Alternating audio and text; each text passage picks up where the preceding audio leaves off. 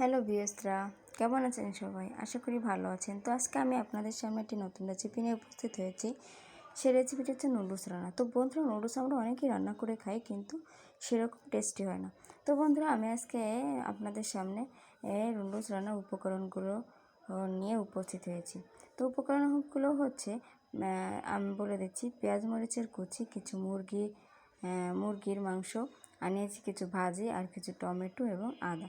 তো বন্ধুরা, চলো দেখা যাক যে কীভাবে রান্না করি। তো বন্ধুরা, প্রথমে আমি আমার নুডলসগুলোকে ভালো করে সিদ্ধ করে পানি ছাঁকিয়ে নিয়েছি। তো আপনারাও নেবেন। তো বন্ধুরা, এ পর্যায়ে আমার যে রান্নাটা তা হলো, আমি ভালো করে প্রথমে মুরগির মাংসগুলোকে লবণ, হলুদ এবং হালকা মরিচের গুঁড়া দ্বারা ভেজে নেব। তো বন্ধুরা, অলরেডি আমি ভেজে নিয়েছি। আমি আপনাদের এখানে শর্টকাটে দেখিয়ে দিয়েছি। তো এটা হালকা বাদামি কালার হলে উঠিয়ে ফেলবো। এরপর যে আমি একটি কড়াই নিয়ে নিয়েছি, তেল গরম করে সেখানে আমি আমার সব মশলাগুলোকে দিয়ে দিয়েছি।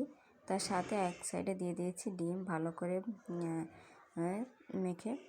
এবং আমি আমার মুরগির মাংসগুলোকে ভালো করে মিক্সার করে এবার নুডলসের সাথে ভালো করে মিক্সার করে নেড়ে চেড়ে মশলাগুলোকে আমি দিয়ে দিচ্ছি।